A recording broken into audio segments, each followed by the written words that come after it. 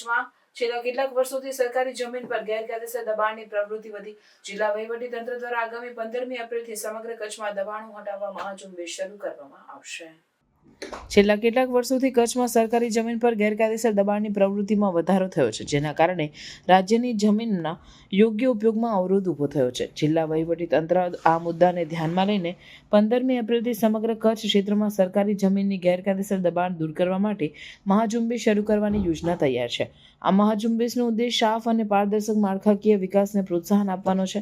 તાલુકા અધિકારીઓ તથા સુરક્ષા વિભાગે રંગીન બનીને ગેરકાયદેસર રેલેમેક્સનું કડક નિરાકરણ લાવશે. આ પગલાંથી ન માત્ર સરકારી સંપત્તિનું સંરક્ષણ થશે, પણ આગ કેસોની ખાતરી સાથે રાજ્યના વિકાસ માટે ખુલ્લી જગ્યા ઉપલબ્ધ થશે, જે ભવિષ્યમાં આવા દબાણ રોકવામાં મહત્વની ભૂમિકા નિભાવશે.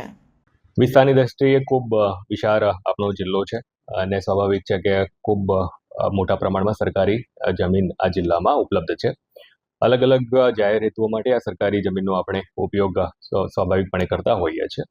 જે વિકાસના કામો પણ થતા હોય છે. વિકાસના કામો માટે પણ આંગણવાડી હોય, શાળા હોય કે કોલેજ જેવી સંસ્થાઓ બનાવવાની હોય, પાણી પુરવઠાની યોજનાઓ, આ તમામ માટે આપણે આ સરકારી જમીનનો ઉપયોગ કરતા હોઈએ છીએ.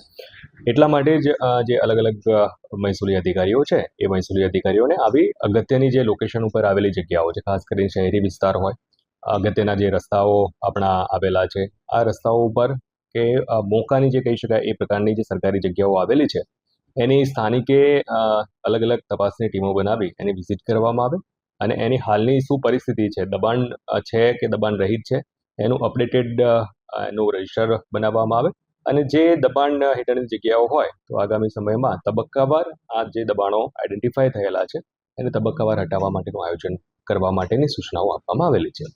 એ ચોક્કસ સરકારી જમીન જે પણ છે જાહેર હેતુ માટે ઉપયોગ થતો હોય છે.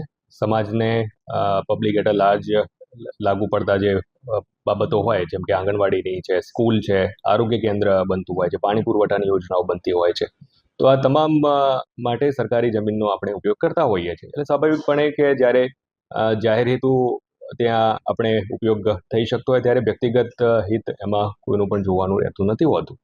એટલે આ પ્રકારની સરકારી જમીન ઉપરના દબાણો હોય એ સ્વેચ્છાએ હટાવવામાં આવે એ ચોક્કસપણે ઇચ્છનીય છે. અને આમ છતાં પણ ક્યાંક આ રીતનું ન હોય તો વહીવટીતંત્રએ તબક્કાવાર એનું આયોજન કરી અને હટાવવાના રહે છે. અને જે મુજબ એનું આઈડેન્ટિફિકેશન કરવા માટે અને આઈડેન્ટિફિકેશન કરી અને એની આગળની કાર્યવાહી કરવા માટે આપણે સૂચનાઓ અલગ અલગ મહેસૂલી અધિકારીઓને આપેલી છે.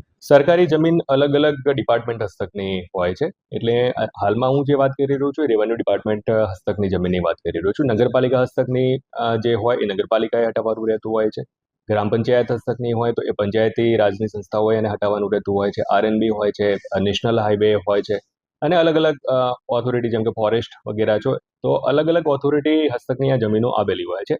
અને જે ઓથોરિટીનું સત્તાધિકાર ક્ષેત્ર આવતું હોય એ ઓથોરિટી એમના સત્તાધિકારી ક્ષેત્ર હેઠળની જમીનોમાં કાર્યવાહી કરી શકતું હોય છે. એટલે રેવન્યુ તંત્રની જ્યાં સુધી બાબત છે તો જે સરકારી જમીનો છે રેવન્યુ તંત્ર હસ્તકની એ સરકારી જમીનોમાં મામલતદારશ્રી વગેરે કાર્યવાહી કરવાની થતી હોય છે.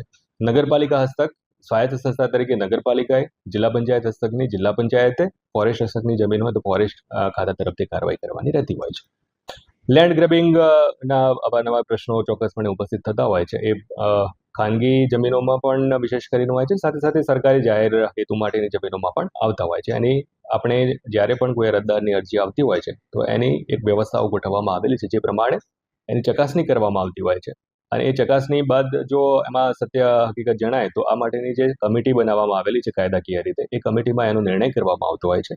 અને જ્યાં લેન્ડ ગ્રેબિંગ જણાય ત્યાં લેન્ડ ગ્રેબિંગ હેઠળની જે ફોજદારી રાહે પણ જે કાર્યવાહી કરવાની થતી હોય છે એ કાર્યવાહી સુનિશ્ચિત કરવામાં આવતી હોય છે. આ નિયમિત રીતે આ મીટિંગ વગેરેની કાર્યવાહી થતી હોય છે. જેમ જેમ અલગ અલગ કેસીસમાં એના રિપોર્ટ વગેરે સબમિટ થતા હોય છે એ પ્રમાણે કમિટી એના ઉપર ડિસિઝન લેતી હોય છે.